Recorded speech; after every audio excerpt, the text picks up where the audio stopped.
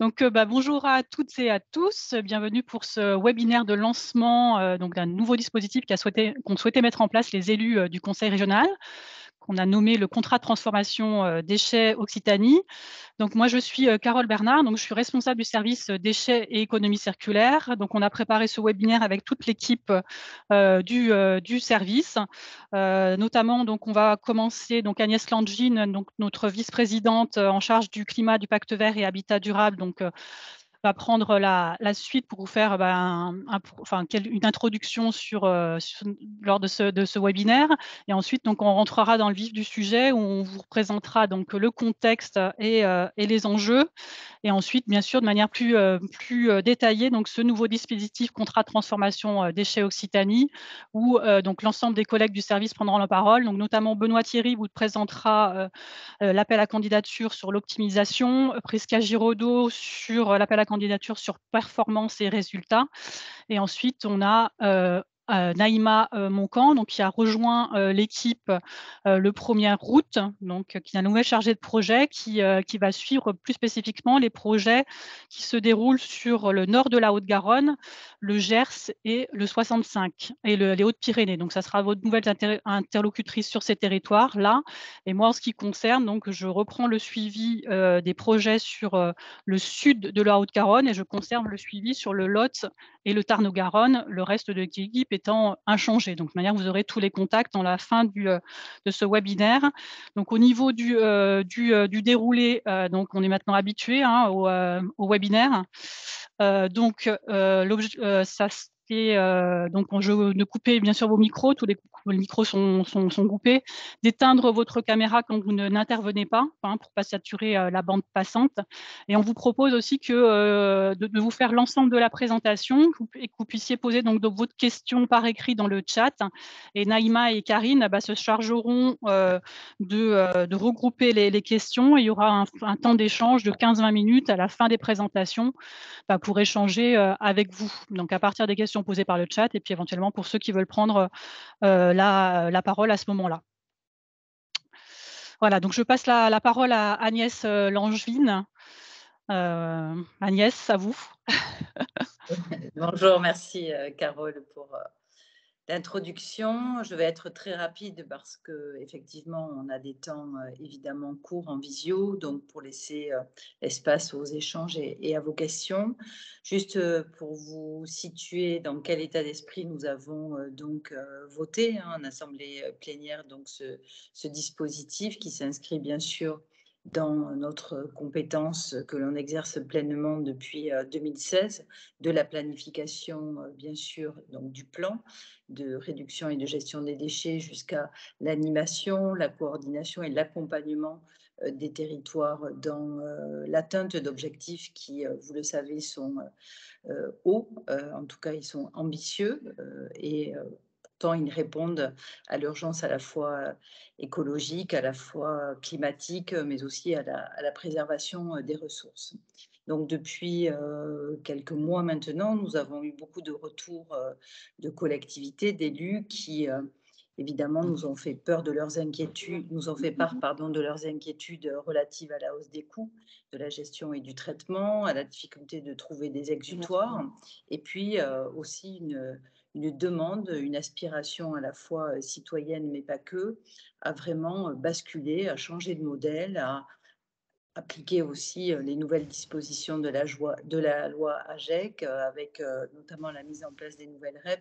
Bref, tout un paysage qui est en pleine mutation, mais qui est dans le contexte actuel de crise sanitaire et puis maintenant d'inflation, avec le coût de l'énergie, avec la hausse des matériaux pour tout ce qui est donc travaux, les difficultés d'investissement pour les collectivités. On est dans une séquence qui est pas si favorable que ça. C'est la raison pour laquelle, avec ce dispositif, nous avons souhaité peut-être nous inscrire plus dans la durée sur des projets d'accompagnement qui correspondent à la situation, au projet de territoire, et de pouvoir graduer finalement avec vous, en fonction de là où vous en êtes, des dispositifs taillés sur mesure et qui permettent, et ça va vous être présenté, de financer en partie donc, le poste d'un chargé de mission pour vraiment bien embrasser. C'est quand même aussi le changement d'un modèle économique qui doit accompagner, bien sûr, cette transformation du paysage de la réduction avec toutes les actions de prévention, mais aussi de traitement de déchets.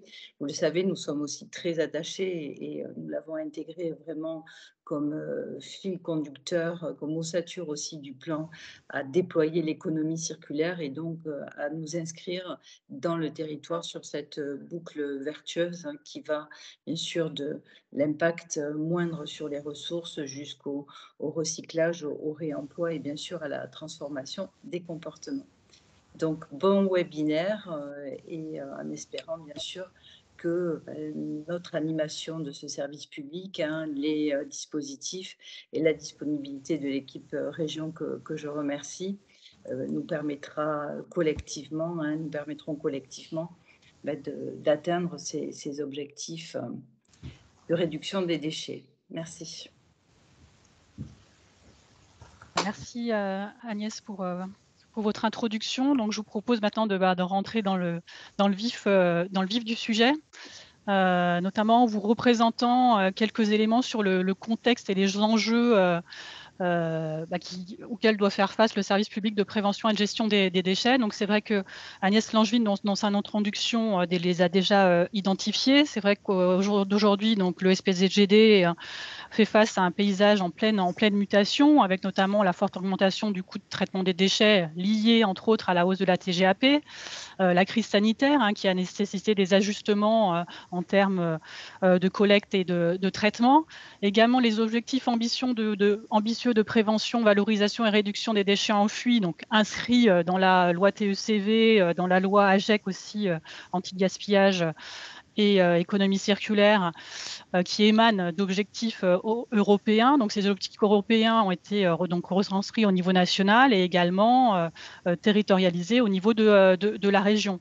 Avec la mise en place également de nouvelles filières REP et également un certain nombre de territoires nous ont fait remonter des potentielles tensions sur les exutoires de traitement pour traiter les déchets résiduels. Ce qu'on note également, c'est au niveau de la fiscalité locale, hein, qui est en hausse sur les ménages et qui est difficilement acceptable, dans un contexte un peu de crise économique par les ménages, mais également une demande sociétale en évolution où il y a de plus en plus de gens, en tout cas, qui sont conscients de cette urgence climatique. Et aussi donc avec tout le contexte actuel de guerre en Ukraine et autres, l'augmentation du coût de l'énergie et donc forcément un impact opérationnel, notamment sur le coût de la collecte et de la collecte du traitement des déchets. Donc c'est vrai que malgré les efforts réalisés par des collectivités, les marges de manœuvre sont encore importantes et en gros on doit passer tous ensemble la vitesse supérieure, hein. Donc là, on vous a mis, je vais vous présenter rapidement quelques diapositives en lien avec le suivi du plan régional de prévention et gestion des déchets. Toutes ces informations, vous les avez de toute manière sur Cyclope, mais c'était pour vous partager notamment quelques indicateurs clés, notamment au niveau des PDMA, donc des programmes locaux de prévention des déchets ménagers et assimilés. C'est vrai qu'il y avait un objectif du plan qui date de 2020, donc qui est dépassé de la couverture de la population régionale de 100%. Au jour d'aujourd'hui, donc il y a 62% de la population qui est couverte par un PLPDMA. Donc ça, c'est des chiffres de 2020. Si on a sur des chiffres de 2021, on est à 81% de la population. Donc on voit quand même qu'il y a un certain nombre qui reste encore des territoires qui ne sont pas couverts, mais que la majorité des territoires est inscrite dans cette dynamique de prévention des déchets.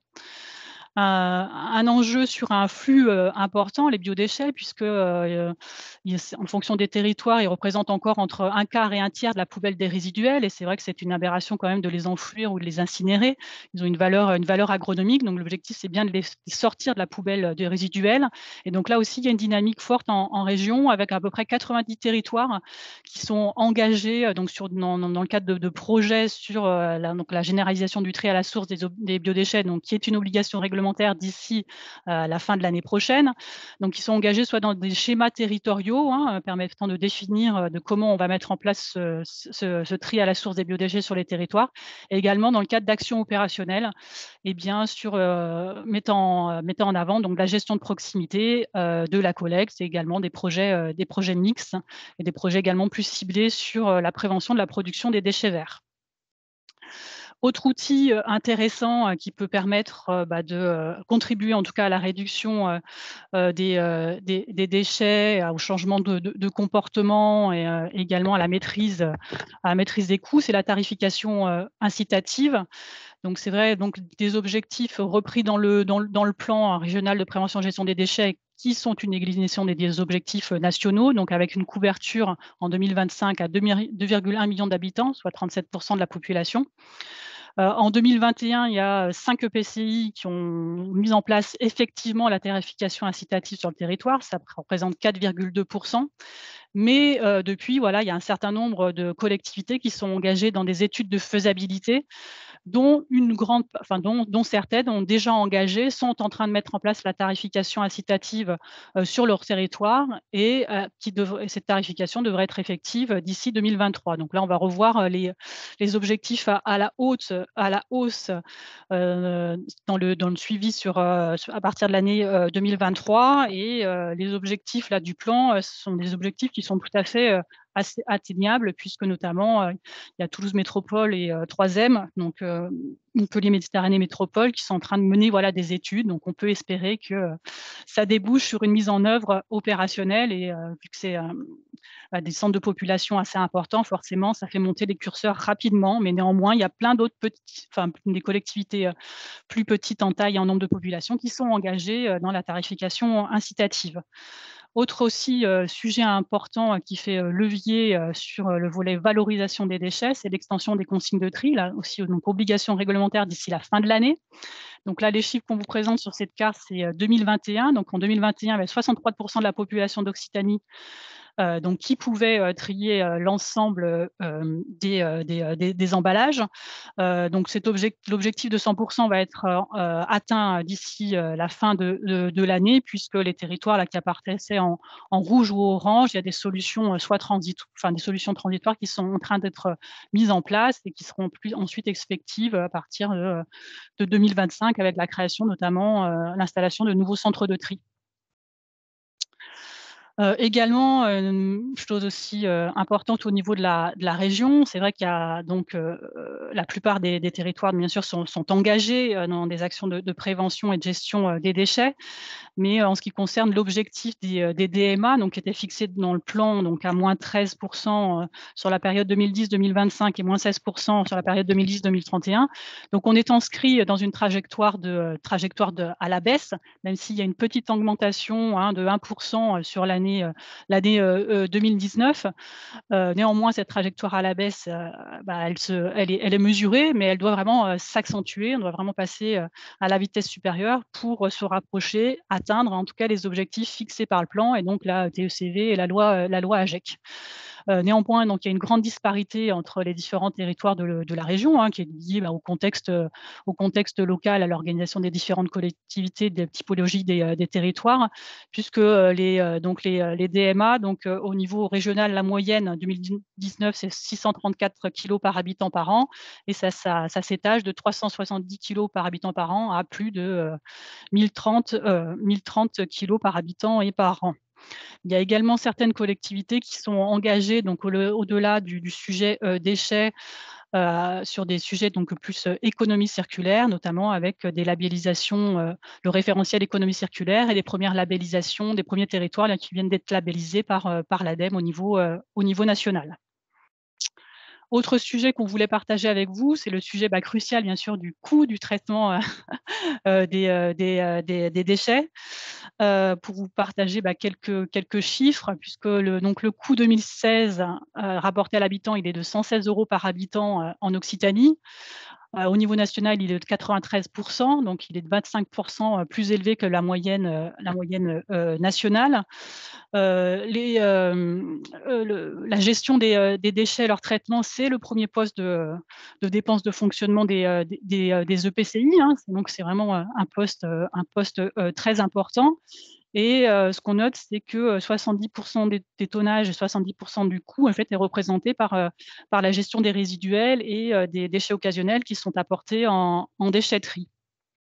Et donc sur ces 116 € par habitant, donc ouais, effectivement, donc la majorité, concerne, le traitement, et la collecte et seulement, en moyenne, hein, bien sûr, seulement 1 € par habitant est consacré à des actions de prévention, ce qui représente seulement, 1 des charges. Donc par rapport à ces objectifs et à ce coût qui est de gestion des déchets qui est relativement important en Occitanie, voilà, là c'est l'objectif serait bien sûr d'agir, hein, enfin sur le service déchets. Pourquoi? Pour répondre aux fortes attentes de la population en matière d'environnement et de fiscalité, hein. C'est ce que Agnès Langevin a repris dans son introduction, mais également mettre en œuvre les changements nécessaires pour atteindre, les objectifs réglementaires. Également maîtriser les coûts, hein, puisque c'est le premier budget de fonctionnement, des collectivités, la gestion des déchets et puis également peut-être recréer, du lien social, de la proximité avec les usagers, puisque là on parle bien de services publics, de prévention et de gestion des déchets. Donc on s'adresse, aux usagers, qui sont les premiers clients en tout cas entre guillemets de ce service. En ce qui concerne donc la région, donc comme Agnès Langy nous a dit en introduction, donc suite aux remontées, aux préoccupations d'un certain nombre de territoires, les élus du conseil régional donc ont souhaité renforcer l'accompagnement. Si ce n'est donc voilà, qu'il y a déjà des choses qui sont faites. On n'a pas attendu le lancement de ce contrat de transformation pour faire des choses. Donc notamment, il y a un accompagnement, technique, enfin la méthodologique qui est proposé à partir de la plateforme Cyclope, donc plateforme internet, qui permet donc, où il y a une communauté donc dédiée au service public de gestion des déchets, dans lequel vous allez pouvoir retrouver un certain nombre d'outils, de webinaires qui ont été, réalisés sur différents sujets, notamment sur la tarification incitative, sur la maîtrise des coûts. Donc il y a vraiment un outil en tout cas, à votre service, voilà, à votre service. Donc n'hésitez pas à l'utiliser et puis aussi à l'alimenter, hein. Voilà, c'est un outil participatif. Donc voilà, donc là, on vous a remis un peu la liste des derniers webinaires qui ont été réalisés et qui sont accessibles en replay à partir de Cyclope. Et également aussi, voilà, vous êtes tous engagés, hein, dans le cadre d'un programme donc financé par l'ADEME sur, le remplissage de la matrice, des coûts. L'objectif étant donc 100 des matrices 2019 validées sur Sinoé. Donc là, sur cette diapo, donc on était à 94 mais selon les dernières informations de l'ADEME, on arrivait à 100 et c'est vrai que, cet outil, est peut-être lourd, mais en tout cas, nous, au niveau de la région et de l'ADEME, il nous semble en tout cas intéressant. Ça permet aussi, d'orienter les choix de politique, d'identifier les marges de progrès, les marges de manœuvre. Et donc nous, on se satisfait en tout cas que l'ensemble des collectivités de la région, se soient mobilisées, dans le cadre de ce programme d'accompagnement. Il y a également donc des réseaux, hein, qui sont à votre service, pour, échanger plus spécifiquement sur des thématiques, particulières. Notamment, donc il y a différentes communautés ou réseaux qui peuvent être mobilisés, donc notamment sur les biodéchets. Donc il y a le réseau compost citoyen, hein, qui apporte un appui, au développement de la gestion de proximité des biodéchets en proposant, des boîtes à outils, différentes rencontres techniques de terrain, des webinaires. Il y a aussi le centre régional Gaz vert en Occitanie, là, qui apporte un appui spécifique aux porteurs de projets souhaitant développer des unités de méthanisation. Il y a une communauté également sur le BTP qui traite notamment du sujet du réemploi et donc de l'économie des ressources en matière de construction, TP et BTP et bâtiments. Une communauté sur les plastiques et également une communauté assez active sur le réemploi, la réutilisation et la réparation, 3R, avec notamment un certain nombre de webinaires qui ont été réalisés à destination, des collectivités et également des porteurs de projets qui souhaitent proposer des offres de services sur ce sujet-là. Juste pour, rappel, mais j'espère que vous les avez en tête, donc les dispositifs d'aide d'accompagnement de la région, donc qui existent depuis, 2018 et qui ont permis d'accompagner, une c en 2020 en 2021, 130 projets portés en majorité par des collectivités territoriales. Donc un accompagnement portant à la fois sur des études, d'aide à la décision, hein, multiples et variées, notamment sur l'optimisation du SPGD, sur la tarification incitative, mais aussi sur de la caractérisation, des ordures, ménagères, et également, le soutien à des investissements, matériels, avec, notamment, différentes, tout le sujet, sur les biodéchets, sur la création de recycleries, mais pas que. Et donc ces dispositifs, donc mobilisables au fil de l'eau, sont également, accompagnés, d'appels à projets plus ciblés, mettant en avant un sujet, plus précis. Donc notamment un appel à projet économie circulaire dans le BTP qui a été lancé en 2020, mais là qui se clôture, cette année. L'appel à projet biodéchets, donc en partenariat avec l'ADEME, lancé en début 2019, qui se poursuit donc en 2022. Donc je vous rappelle que dernière session de candidature là pour l'année 2022, c'est ce vendredi. Voilà, il y aura, sans doute, la reconduction de cet appel à projet en 2023, mais peut-être que les conditions, financières vont peut-être revues à la baisse, hein, puisque l'objectif c'était de financer un peu, ceux qui partaient, avant, qui étaient précurseurs, hein. Et puis, après différents appels à candidature. Néanmoins, donc, on a entendu en tout cas, les inquiétudes d'un certain nombre de collectivités, et donc les élus du conseil régional ont souhaité en tout cas, renforcer, l'accompagnement, des territoires dans le cadre d'un contrat de transformation, déchets, qui propose vraiment un pack, de solutions à la carte pour l'ensemble des territoires de la région, qui s'inscrit également dans la durée et qui vise à accompagner les territoires dans l'évolution et la modernisation de leurs services publics de gestion, des déchets, puisqu'il y a vraiment urgence à accompagner, l'évolution, la modernisation, la transformation de ce service public, d'imaginer le service en fait de demain dans son organisation à la fois technique, mais également dans son appropriation, par les usagers, et également son mode de financement.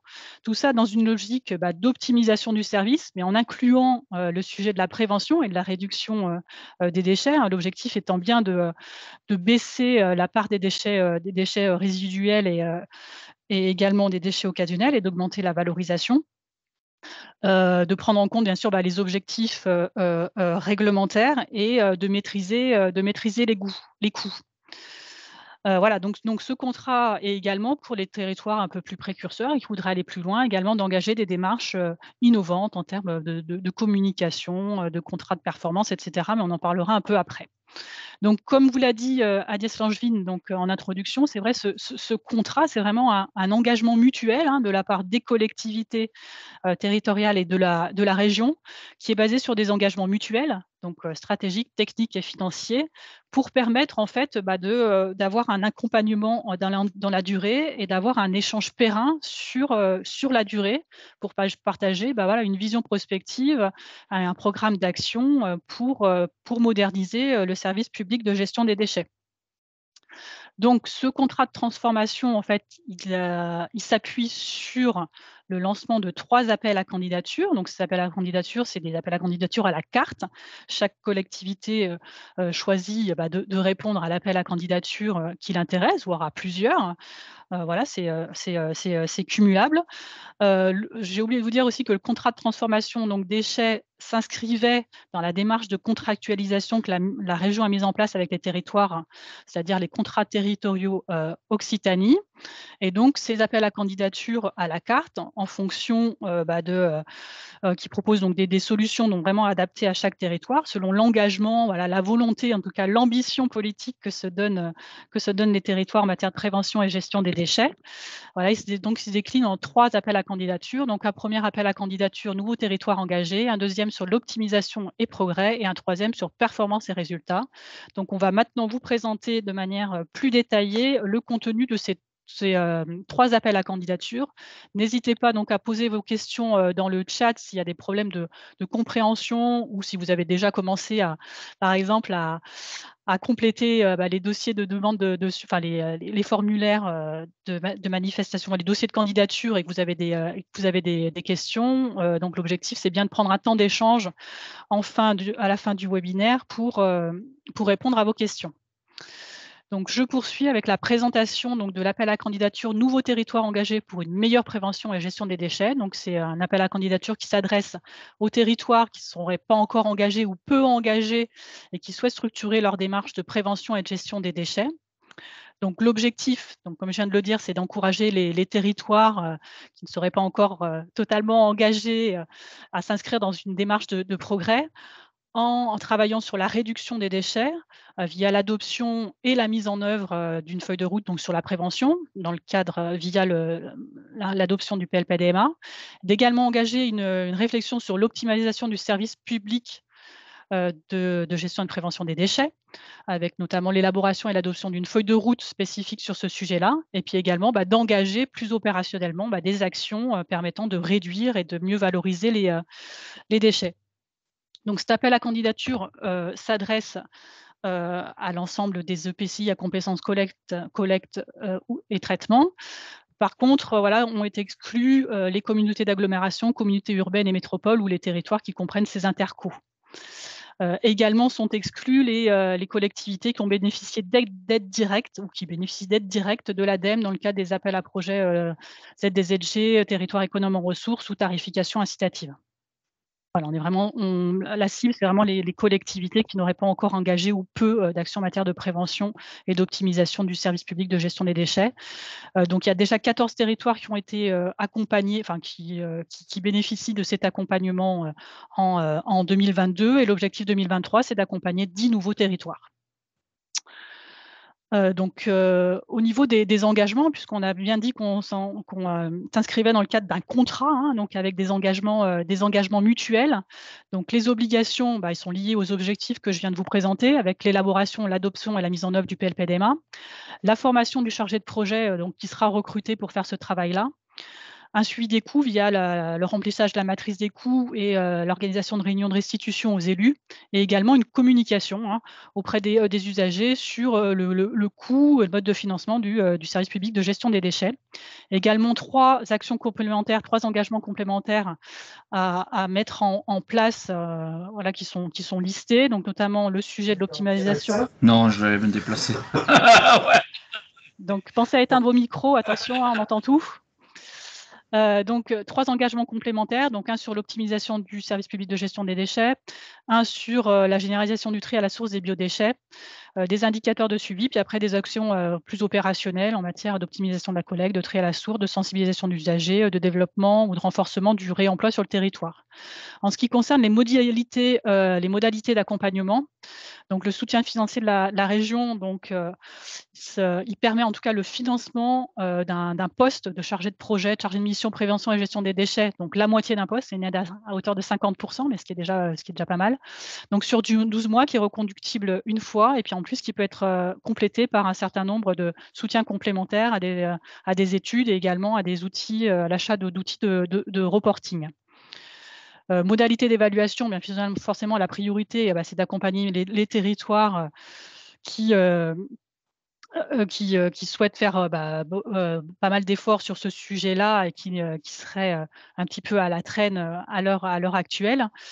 Donc on est à disposition au niveau du service, bien sûr, déchets économie circulaire, pour accompagner donc les lauréats pour travailler la feuille de route ensemble.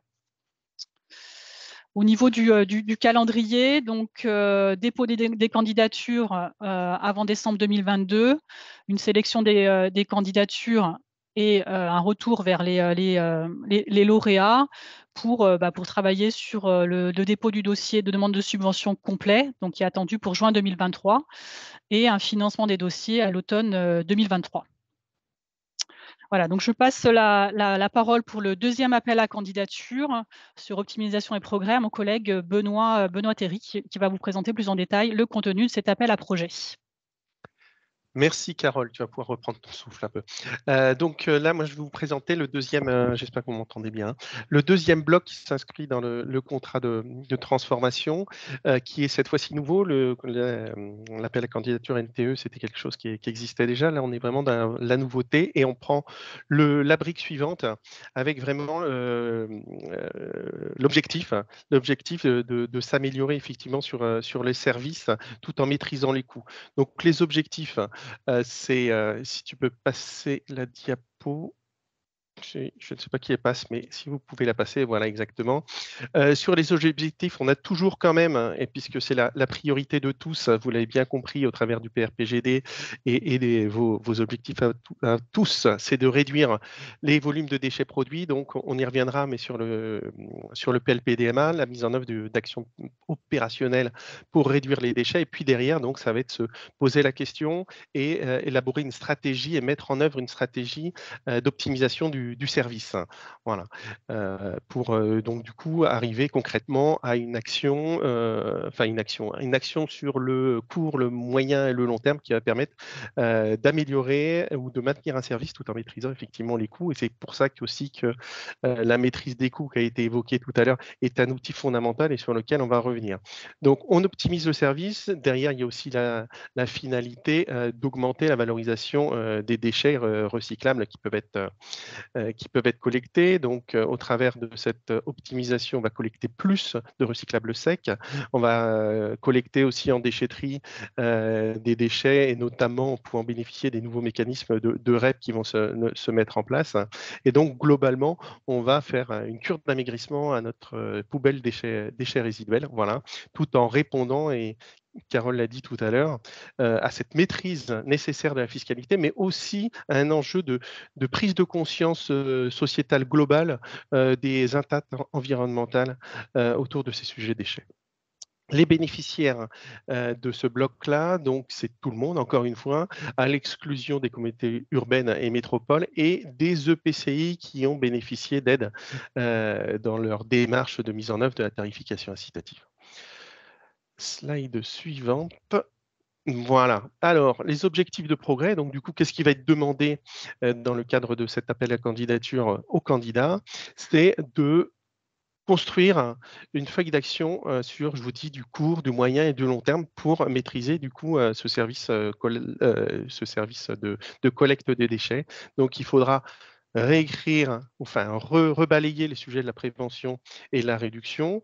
Toujours, ça, on ne lâche pas le morceau et on va revenir encore une fois dessus. Écrire cette stratégie d'optimisation du service public, de gestion des déchets, en déclinant aussi, Carole l'a bien dit, des solutions sur le détournement à la source des biodéchets, sur la gestion des assimilés par le service public, le sujet du réemploi allié donc du coup avec la stratégie de prévention et réduction et bien sûr ce qui est demandé, mais en même temps ce qui est nécessaire et ce qui est bénéfique, c'est de s'impliquer dans les réseaux régionaux et notamment un groupe de travail qu'on est en train de travailler pour justement faire partager de l'expérience, pour apporter des outils pour que vous, collectivités, vous ayez de la ressource pour pouvoir vous lancer et mettre en œuvre ces stratégies d'optimisation. Les engagements qui sont demandés aux candidats, ça sera celui effectivement d'augmenter mécaniquement les ressources qui sont affectées à la stratégie de prévention. Voilà, chose qui sera explicité dans le bilan technique et financier par le candidat, mais les aides, et on va revenir dessus, les postes d'aide qu'on peut accompagner, vont permettre effectivement de libérer des crédits qui devront être affectés à la prévention à hauteur d'1 euro par habitant et par an. Si c'est sur 2 ans, 2 euros par habitant et par an, et ainsi de suite. Voilà. L'objet, c'est aussi d'amplifier les efforts sur la prévention, encore une fois.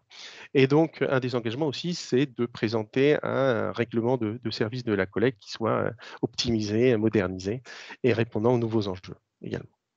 Sur la slide suivante, donc les critères d'éligibilité, c'est grosso modo les mêmes que pour l'appel à candidature précédent. Le PLPDMA approuvé, enfin, celui d'avant, effectivement, il était en cours. Là, il doit être approuvé. Le rapport annuel sur la qualité du coût du service publié, l'enquête SINOE remplie, et puis 3 blocs autour, effectivement, de la connaissance des coûts et le remplissage de la matrice compte-à-coûts. Donc, le remplissage, l'analyse et la tenue de réunions, justement, pour pouvoir bénéficier de toute la matière issue de cette matrice des coûts. Voilà. Et derrière, donc, les candidatures seront évaluées au regard donc, justement des conclusions de ces restitutions autour de l'analyse de la matrice des coûts, la situation particulière en termes de performance des territoires sur la production et le traitement des déchets. Et voilà, et forcément, l'ambition, effectivement, que vous afficherez dans votre stratégie, le but, c'est d'avoir des projets qui soient globaux et pas sur un bloc d'optimisation isolé. Hein. Voilà. Les modalités d'accompagnement, et là on a 2 cas particuliers. Donc on a les EPCI qui aujourd'hui n'ont pas encore engagé d'études d'optimisation. Il y en a un grand nombre qui l'ont déjà fait. Il y en a un grand nombre qui s'engagent aujourd'hui sur ces études. Et il y en a encore beaucoup de territoires qui en sont pas encore à cette étape. Donc on est là pour vous aider à accompagner ces études-là avec un accompagnement financier à hauteur de 50% de l'étude externalisée qui pourra être complété éventuellement à voir avec un cofinancement ADEME comme on a eu l'habitude de faire par le passé, mais ça du coup on verra au cas par cas et le moment venu.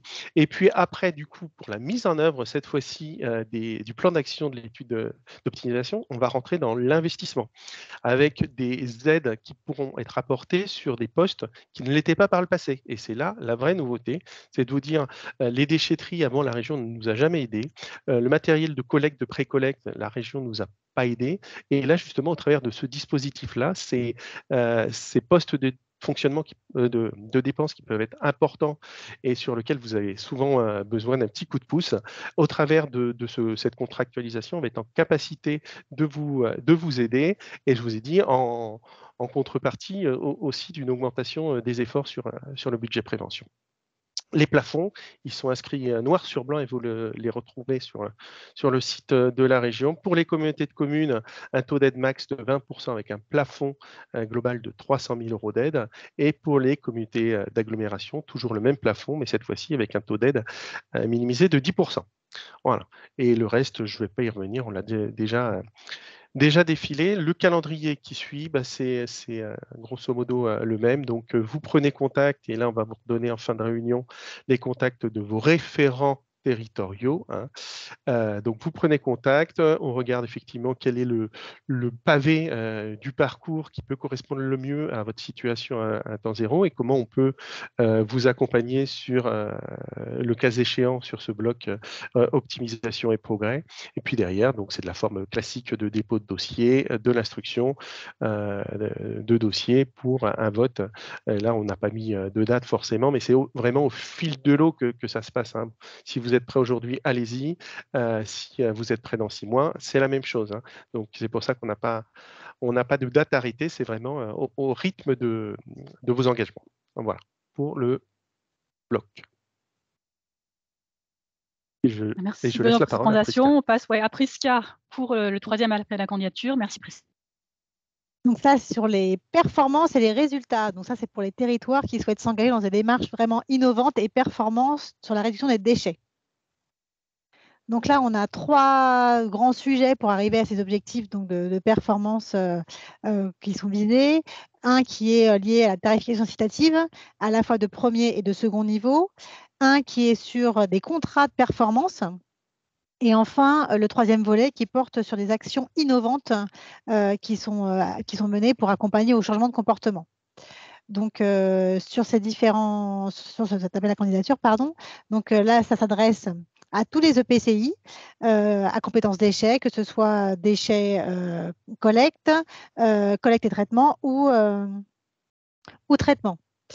Donc là, l'idée est qu'il peut aussi y avoir des mutualisations entre EPCI qui est possible quand ça répond mieux à l'objectif.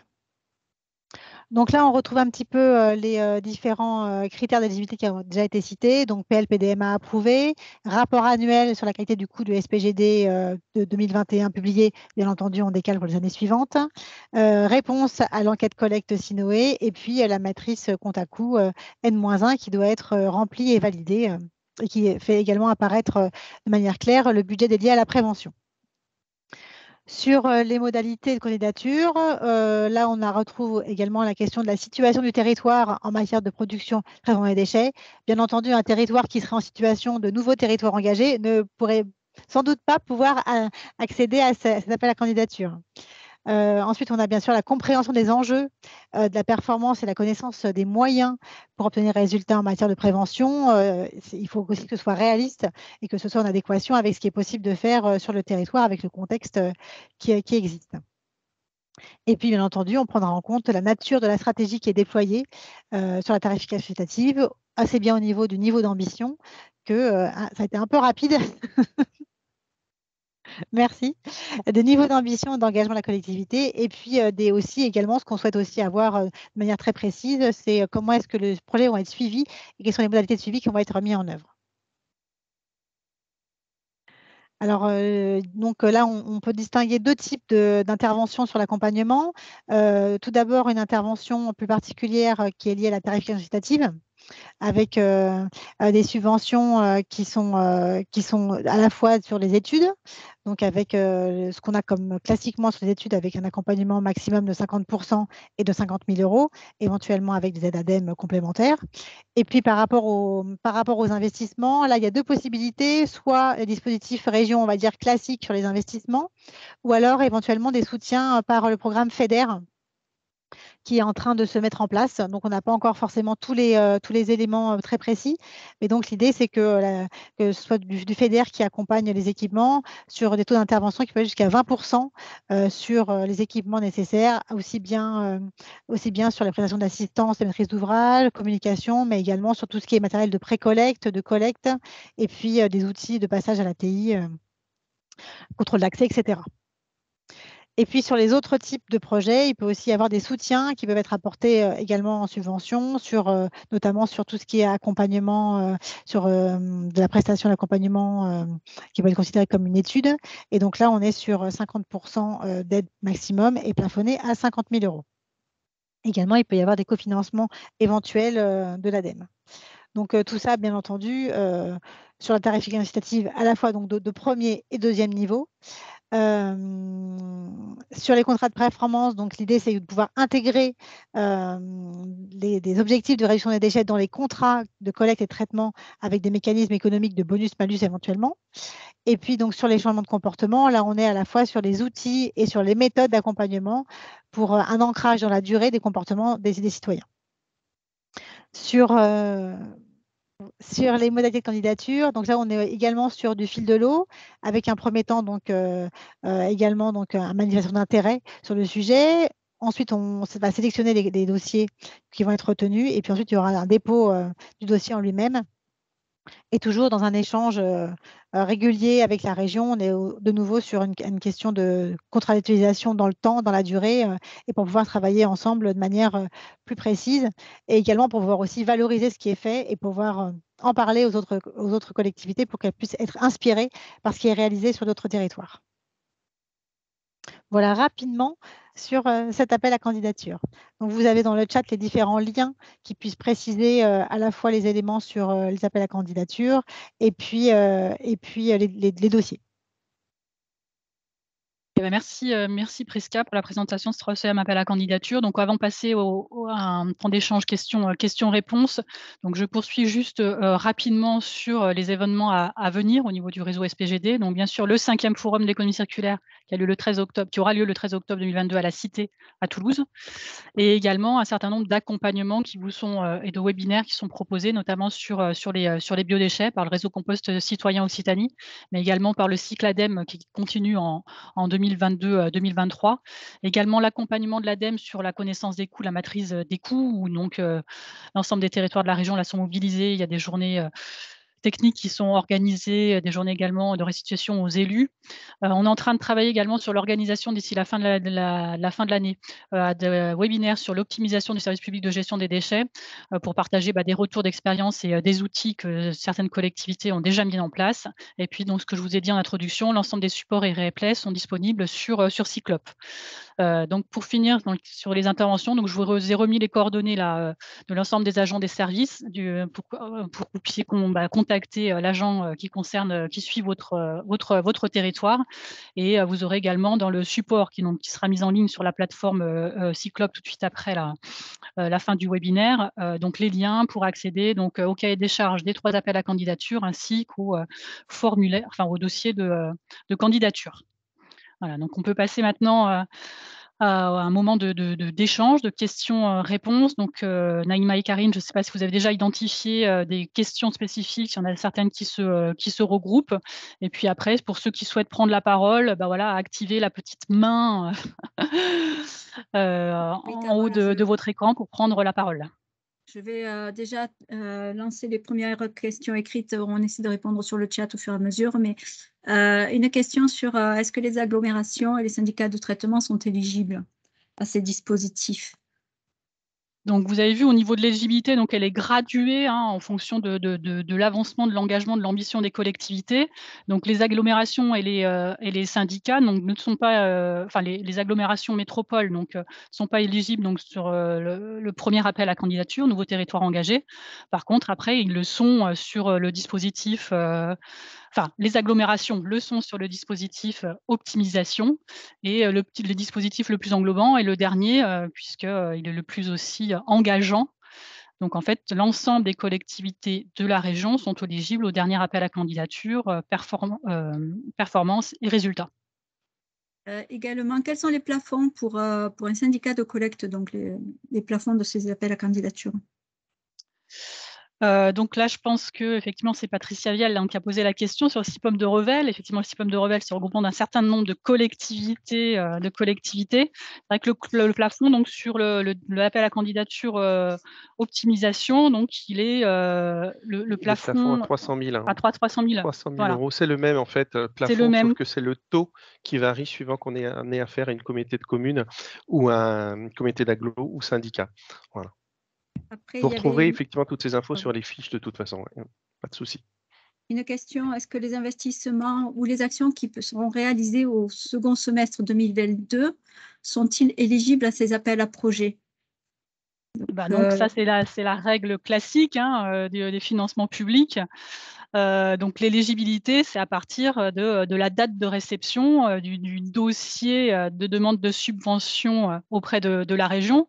Et un certain nombre de dossiers de demande de subvention nécessitent, vous avez vu que ce sont des dépôts en 2 phases. Il y a une première manifestation d'intérêt.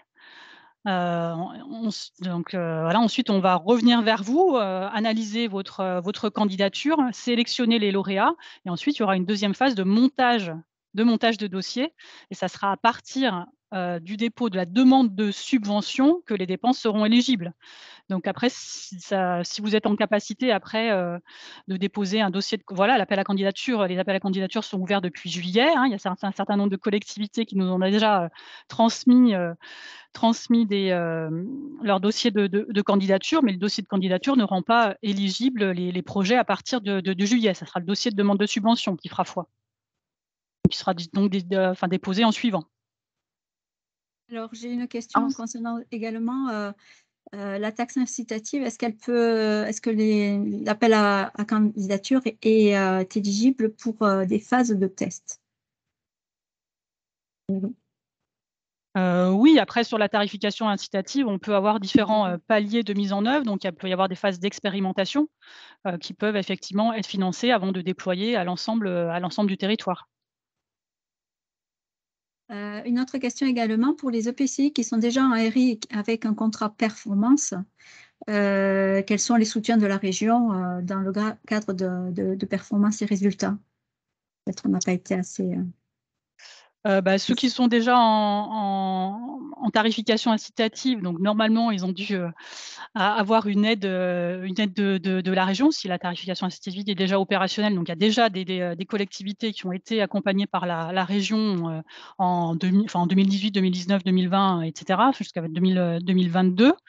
Donc après, ces collectivités qui sont en tarification incitative et qui sont précurseurs peuvent émarger à l'appel à candidature performance et résultats, notamment sur le volet communication innovante.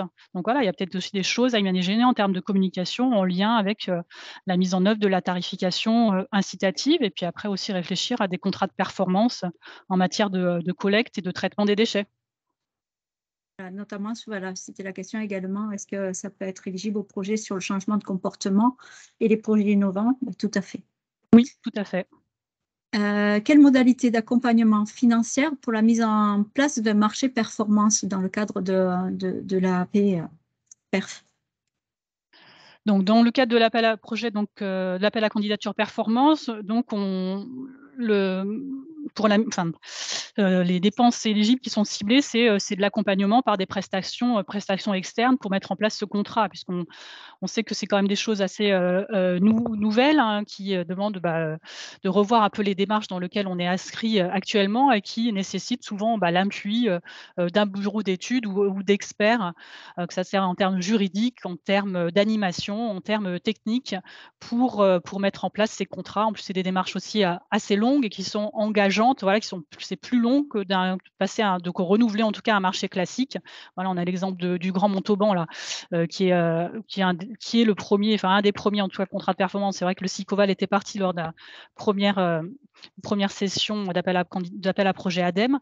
En tout cas, sur le contrat de performance du Grand Montauban, voilà, avant la signature en tout cas de ce contrat de performance et le choix du nouveau délégataire, ça a mis 18 mois, quoi.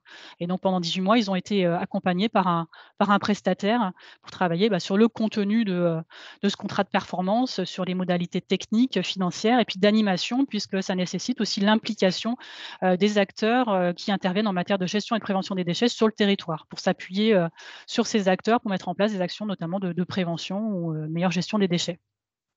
Alors, j'ai une dernière question sur le chat, justement. Est-ce que la communication incitative est reconnue comme un volet de la tarification incitative pour les aides? Peut-être on peut demander à Étienne Brunet de nous donner un peu plus de... Non, donc ça, en fait, c'est au niveau de l'ADEME. Donc, il y a plusieurs paliers, effectivement. Donc, l'ADEME proposait des aides pour la communication incitative. Étienne, tu me corriges hein, si c'est pas assez précis. Donc, qui consistait en fait à badger les bacs et à faire un peu de reporting auprès de la population, et que la collectivité puisse avoir aussi un suivi plus précis sur les quantités collectées. Et ensuite, avant de passer éventuellement sur de la tarification incitative. Là, c'est vrai l'appel à candidature, il est vraiment ciblé plutôt sur la tarification incitative, donc à voir au cas par cas si la communication incitative est un mixte entre tarification incitative et communication innovante. Mais là, c'est vrai que si c'est sur Toulouse Métropole, faudra voir, quoi. Je te laisse également répondre à une question. Est-ce que la prévention intégrée dans le cadre d'un contrat performance est considérée comme un critère d'éligibilité? Apparemment, je n'ai pas été assez claire dans le chat.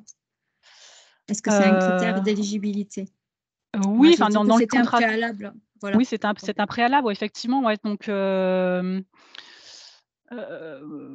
oui, après dans les contrats de performance, effectivement, donc il y a le coût de la prévention qui est détaillé et qui apparaît. Donc oui, de fait, ça fait partie d'un critère d'éligibilité, quelle que soit la nature dans la manière ils sont affichés. J'espère que ça a été plus clair pour vous. N'hésitez pas à prendre la main, puisque maintenant... Oui, s'il y a des choses qui n'ont pas été claires, voilà, vous pouvez aussi intervenir à l'oral, hein. On a encore quelques minutes. Alors, la question, c'est que, dernière question, les conditions d'éligibilité d'une PCI qui a lancé et accompagné financièrement dans la mise en œuvre d'ATI ne peut donc pas prétendre à un soutien pour un projet optimisation et... alors, c'est optimisation et progrès. Ouais. Donc, en fait, si. Si, parce que dans l'appel à candidature, performance et résultats, si vous avez, vous n'avez pas eu le temps de lire certainement l'ensemble des documents, mais le financement de la mise en œuvre de la tarification incitative, les aides qui sont proposées, elles incluent le volet optimisation de la collecte. Donc en fait, on ne finance pas que les investissements spécifiques à la mise en œuvre de la tarification incitative, c'est-à-dire par exemple le puçage ou le contrôle d'accès, mais on finance également la remise à plat éventuellement des systèmes de collecte liés et donc éventuellement du BACT, des équipements de pré-collecte et éventuellement aussi de collecte avec les surcoûts liés à l'achat de bennes spécifiques ou de bennes particulières avec le financement aussi de modules de lavage. Voilà, donc en fait, c'est inclus, ce volet optimisation est vraiment également inclus et lié à la tarification incitative et pourra être financé dans le cadre du 3e appel à candidature. Je crois qu'il y a besoin de... Pardon. Oui, je vais compléter si tu veux bien, Karine, ce propos-là. Donc, du coup, vous avez bien compris sur optimisation et progrès. L'important, c'est effectivement de s'engager sur une vision stratégique, donc d'avoir une connaissance fine de son service et des axes d'amélioration, et puis de définir un plan d'action qui va bien derrière. Donc, effectivement, en général, ceux qui sont les collectivités engagées dans l'ATI, ils sont déjà cette feuille de route et engagés un grand nombre d'actions, mais il peut y avoir encore des marges de manœuvre et donc du coup c'est tout à fait compatible. Je reviens sur la question du budget prévention. A priori, le 1% par an par habitant n'a pas été suffisamment compris. C'est peut-être là-dessus qu'il faut revenir pour dire quels sont les résultats qu'on attend effectivement sur cet appel à candidature.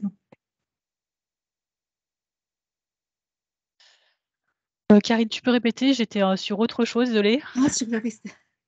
Effectivement, sur ce qui est demandé dans l'appel à candidature performance et résultats, c'est d'obtenir effectivement une augmentation du budget de 1 € par an par habitant. Alors, j'essaie de répondre en même temps. C'est un des résultats qui sont attendus pour effectivement, au bout d'un an, dire effectivement, vous avez atteint vos objectifs. Donc, effectivement, il nous faut, partir d'un indicateur de départ, donc connaître effectivement le budget prévention de la collectivité au dépôt de la demande pour voir effectivement si l'engagement effectivement des moyens a permis effectivement d'augmenter le budget prévention de 1 € par an par habitant au bout d'1 an. Et pour nous, c'est un des critères d'éligibilité ou d'atteinte des résultats et des objectifs qui seront visés dans ce type de contrat. Voilà, j'espère que... Même de paiement de la subvention, voilà, de paiement de la subvention. Il faudra justifier en tout cas au bout de la réalisation du projet, de justifier de l'augmentation d'1 €, du coût des dépenses dédiées à la prévention d'1 € par habitant par an, et le solde sera versé seulement si ces éléments auront été justifiés. Mais ce critère ne s'applique pas pour perf. Non, c'est juste pour Opti et Progrès. Une autre question sur performance et résultats. Est-ce que la date de dépôt est arrêtée au 31 décembre 2022? Donc, en fait, c'est un dépôt au fil de l'eau. Hein, vous avez vu, vous déposez vos dossiers quand vous êtes prêt. Donc, en 2 temps, je rappelle, donc une manifestation d'intérêt avec un formulaire simple à nous communiquer. Ensuite, on revient vers vous, on retravaille le projet ensemble, vous déposez un dossier de demande de subvention quand vous avez tous les éléments, puisque dossier de subvention veut dire engagement des élus avec délibération, prise de décision des élus pour engager le projet et donc budgéter aussi l'argent correspondant à la mise en œuvre du projet. Une question plus précise, est-ce que les systèmes d'information, les suites logicielles adossées à la tarification et à la communication peuvent être éligibles à l'AAP performance? Oui. Ouais. Les assiettes sont larges. Mais après, c'est limité. Hein. Vous avez vu sur les projets régions, donc maximum 250 000 € et au niveau du FEDER, le programme FEDER n'est pas encore validé, mais ça permettra de dépasser en tout cas le plafond des 250 000 €, mais il y aura certainement aussi une sélection des projets. Et une dernière question, est-ce que ce 1%, 1 euro par an par habitant est aussi un critère pour les syndicats de traitement? Ça sera effectivement, enfin, c'est pas le syndicat de traitement, enfin, ça dépend comment sont organisés les syndicats de traitement. Il y a certains syndicats qui ont aussi la compétence prévention a été transférée aux syndicats. Donc là, ils peuvent justifier effectivement de remplir la matrice des coûts. Là, on s'appuiera en fait sur la matrice des coûts des collectivités supra, enfin infra plutôt. Alors, est-ce que FEDER et région sont cumulables? Non, c'est soit l'un, soit l'autre. On choisit. Pour moi, c'était la dernière question écrite. Il est 12h02. Voilà. Donc, écoutez, pour respecter le timing, je propose de clôturer ce webinaire. Donc, je vous remercie en tout cas pour votre participation, d'être resté jusqu'à la fin. Et comme je vous l'ai dit, voilà, on reste à votre disposition au niveau de l'équipe déchets économie circulaire. Donc, n'hésitez pas à prendre contact avec le correspondant de votre territoire pour nous accompagner dans le montage des dossiers de candidature. On est tous mobilisés et à votre service et aussi n'hésitez pas aussi à alimenter, la plateforme Cyclope, qui est une plateforme, voilà, collaborative et au service de l'ensemble de la communauté des acteurs déchets économie circulaire. Merci à tous et bonne journée. Au revoir. Au revoir. Au revoir. Au revoir, merci. Merci. Au revoir, merci beaucoup.